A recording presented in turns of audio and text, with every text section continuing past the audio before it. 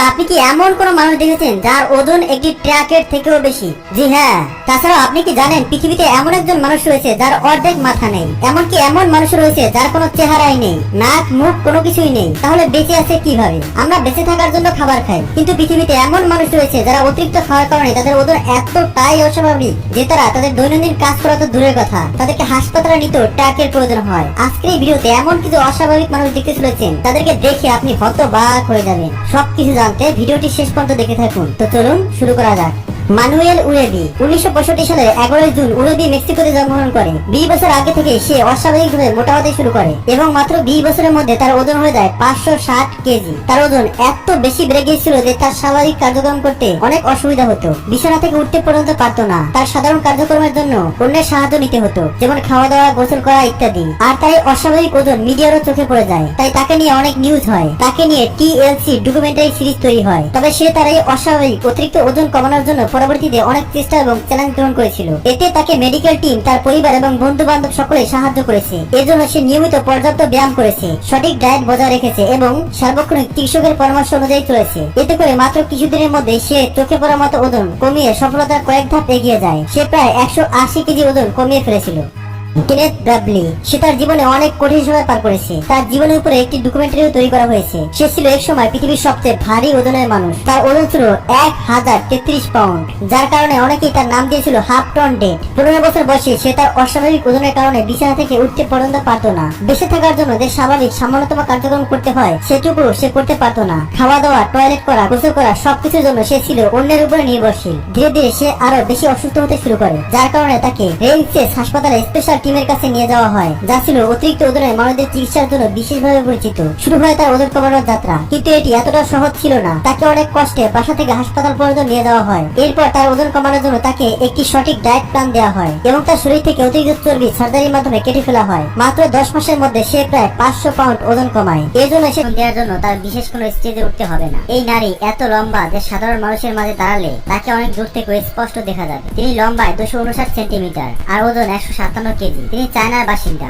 ছোট থেকে তার ওজন অস্বাভাবিকভাবে বাড়তে শুরু করে, যার কারণে সে যখন স্কুলে পড়াশোনা করত তখন বাচ্চারা তাকে নিয়ে অনেক মজা করত, যার কারণে অন্য বাচ্চারা তাকে খেয়াল করতো না। কিন্তু ছোট থেকে তার ইচ্ছে ছিল একজন খেলোয়াড় হয়ে ওঠা। কিন্তু দিন দিন তার উচ্চতা অস্বাভাবিকভাবে বাড়তেই থাকে। আর এর কারণ ছিল তার প্রিটিটেড গ্র্যান্ডে হওয়া টিউমার, যার কারণে ধীরে ধীরে তার শরীরে অনেক ইনজুরিও দেখা দেয়। আর তাই তার আর খেলোয়াড় হয়ে ওঠা হয়নি, যদিও তার পরিবার সবসময় তাকে সম্পূর্ণ সাপোর্ট করত। কিন্তু মাত্র 40 বছর বয়সে তার অবস্থা খুবই খারাপ হয়ে যায়। তখন তাকে চিকিৎসার জন্য নিয়ে যাওয়া হয়, কিন্তু তার পরিবারের পক্ষে এই টিউমার চিকিৎসা করার মতো আর্থিক সামর্থ্য ছিল না।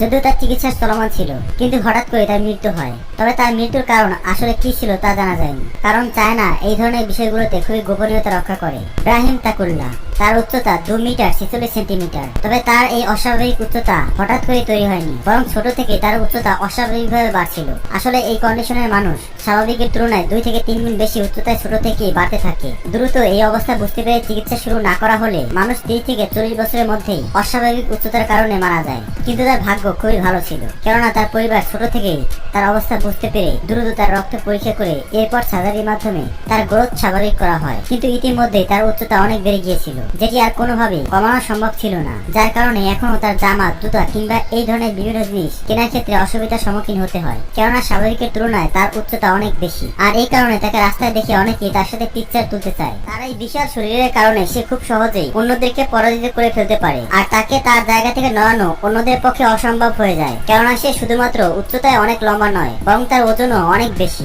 তার উচ্চতা 2 মিটার এবং ওজন 158 কেজি। তিনি মঙ্গোলিয়ার বাসিন্দা। সে একটানা 2006 এবং 2007 সালে 2 বার সুমো ওয়ার্ল্ড চ্যাম্পিয়নশিপ বিজয়ী হয়েছিল। এছাড়াও 100টি ম্যাচে বিজয়ী হয়েছে, পেয়েছে গোল্ড মেডেল। সে Mongolia, Thailand, United States, Germany, Japan সহ আরো অনেক দেশের সুমো রেসলারদের হারিয়ে সে হয়েছে বিজয়ী। সে খুব ভালো করেই জানে কিভাবে প্রতিপক্ষকে পরাজিত করতে হয়। তার বিশাল ওজনের কারণে সে খুব সহজেই অন্যদেরকে তুলে আছাড় দিতে পারে। তবে সে শুধুমাত্র সুমো রেসলিং এর মধ্যেই থেমে নেই, বরং হলিউডের বিভিন্ন মুভি এবং টিভি শোতেও কাজ করছেন।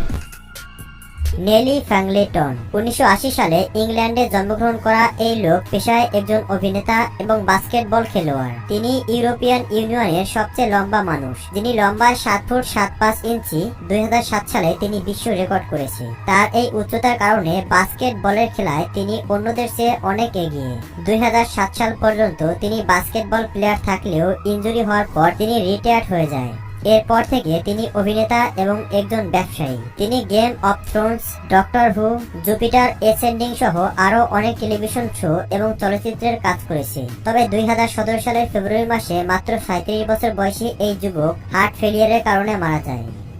সিদ্দাক পারভিন তিনি একজন ইন্ডিয়ান নাগরিক। কিছুদিন আগে পৃথিবীর সবচেয়ে লম্বা নারী হিসেবে তিনি বিশ্ব রেকর্ড করেছে। তিনি 7 ফুট 8 ইঞ্চি লম্বা। 2013 সালের সর্বপ্রথম একটি ইন্ডিয়ান টিভি নিউজের মাধ্যমে তিনি আলোচনায় আসেন। 2012 সালে তিনি ভয়াবহ অসুস্থ হয়ে পড়েছিলেন। আসলে তার পিটিউইটারি গ্ল্যান্ডে টিউমার হওয়ার কারণে তার অস্বাভাবিকভাবে উচ্চতা বেড়ে যাচ্ছে। এই টিউমারের কারণে ইতিমধ্যেই তার মেরুদণ্ডের ফ্র্যাকচার হয়ে গেছে, যার কারণে সে ঠিকভাবে হাঁটতেও পারছে না। ডাক্তারের মতে সে যদি আরো 10 বছর আগে তার চিকিৎসা শুরু করত, তাহলে এতদিন হয়তো সে একেবারে সুস্থ হয়ে যেত, কিন্তু এখন অনেক বেশি দেরি হয়ে গেছে। ধর্মেন্দ্র সিং 8 ফুট 1 ইঞ্চির এই ইন্ডিয়ান লোক পৃথিবীর সবচেয়ে লম্বা লোক হিসেবে বিশ্ব রেকর্ড করেছে। এমন উচ্চতার কারণে তার স্বাভাবিক জীবনযাপন বাধ্যগ্রস্ত হচ্ছে, এমনকি স্বাভাবিকভাবে তার পক্ষে হাঁটাও সম্ভব ছিল না। বন্ধুদের সাথে একত্রে পড়াশোনা করলেও বন্ধুদের মতো তার কোনো মেয়ে বন্ধু ছিল না। পড়াশোনার পরও সে কোনো স্বাভাবিক চাকরি খুঁজে পায়নি, বরং তাকে একটি সার্কাসে চাকরির জন্য ডাকা হয়। এরপর থেকে সার্কাসে সে কাজ শুরু করে। চিড়িয়াখানায় মানুষ যেমন পশু পাখি দেখতে আসে, ঠিক একইভাবে বিভিন্ন জায়গা থেকে মানুষ তাকে দেখতে আসতো, যা প্রথম দিকে তার খুব একটা ভালো না লাগলেও এখন সেই পরিবেশে নিজেকে মানিয়ে নিয়েছে। জিন্নাত আলী বাংলাদেশের সবচেয়ে লম্বা মানুষ হলো জিন্নাত আলী, যার বসবাস বাংলাদেশের কক্সবাজারে। শুধু বাংলাদেশেই নয়, তিনি পৃথিবীর সবচেয়ে লম্বা মানুষ। তার উচ্চতা 8 ফুট 6 ইঞ্চি। তার বয়স মাত্র 22 বছর। 12 বছর বয়স থেকে অস্বাভাবিকভাবে তার উচ্চতা বাড়তে থাকে। হরমোনাল সমস্যার কারণে তাকে দীর্ঘদিন যাবৎ হাসপাতালে ভর্তি থাকতে হয়েছে। ড্যান মিশিগানের ডেন প্রথম দিকে স্বাভাবিক থাকলেও বিগত 7 বছর যাবৎ তার অন্ডকোষ অস্বাভাবিকভাবে লম্বা এবং মোটা হচ্ছে। এত ওজন নিয়ে তার স্বাভাবিক চলাফেরায় কষ্টকর হয়ে যাচ্ছিল। কিন্তু মেন্ডিং অর্থাৎ তার স্ত্রী তাকে ছেড়ে যায়নি, বরং তার সম্পূর্ণ যত্ন নিচ্ছে। তার পুরুষাঙ্গ সারাক্ষণ ব্যান্ডেজ করে রাখতে হয়। সে স্বাভাবিকভাবে কোথাও যেতে পারে না। তিনি 2005 সালে বিয়ে করেছিল।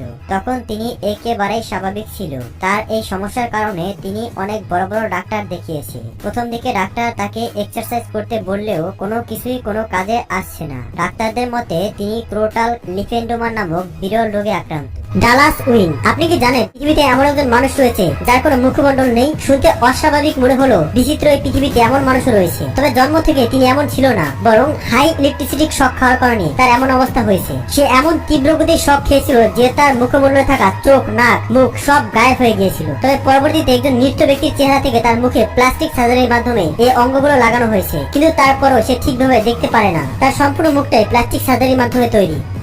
সিলেটি পিয়ার্স তিনি এখন অনেক ঘটনা পৃথিবীর বিভিন্ন জায়গায় ঘটেছে, তাই এর সম্পর্কে ডাক্তারদের অভিজ্ঞতাও রয়েছে। কিন্তু টম টেমেন্ট জন্মানোর সময় এমন এক ত্রুটি নিয়ে জন্মগ্রহণ করেছিল যেটি ডাক্তাররা কেন এই পর্যন্ত পৃথিবীর ইতিহাসে আর কখনোই দেখা যায়নি। আসলে অস্ট্রেলিয়ার এই বাচ্চাটি কোনো অতিরিক্ত হাত কিংবা পা নিয়ে জন্মায়নি, বরং তার শরীরে একজন 5 বছরের বাচ্চার চেয়ে অতিরিক্ত চামড়া ছিল। তার সম্পূর্ণ শরীর আর মুখ মাংস এবং অতিরিক্ত চামড়া ঢেকে যাচ্ছিল। ইউনিভার্সিটি অফ মেলবোর্নের বিজ্ঞানীরা যখন এটি নিয়ে রিসার্চ করে, তখন তারা জানায় ঠিক যেভাবে চাইনিজ কুকুর শার্পির শরীরে হাইলোরনিক অ্যাসিড বেশি নির্গত হওয়ার কারণে এই প্রজাতির কুকুরের শরীর অতিরিক্ত চামড়া ঢাকা থাকে, ঠিক একইভাবে এই বাচ্চাটির শরীরেও হাইলোরনিক অ্যাসিড অনেক বেশি মাত্রায় হয়তোবা নির্গত হয়, আর এই কারণে হয়তো সে এতটা অস্বাভাবিক। তবে ডাক্তার তার পিতামাতাকে ভরসা দিয়ে বলেছে বাচ্চাটি যত বড় হবে ধীরে ধীরে তার অতিরিক্ত চামড়া স্বাভাবিক হয়ে যাবে। আর আসলে তেমনটাই হয়েছে। বর্তমানে সে খুবই হ্যান্ডসাম চেহারা নিয়ে জীবনযাপন করছে।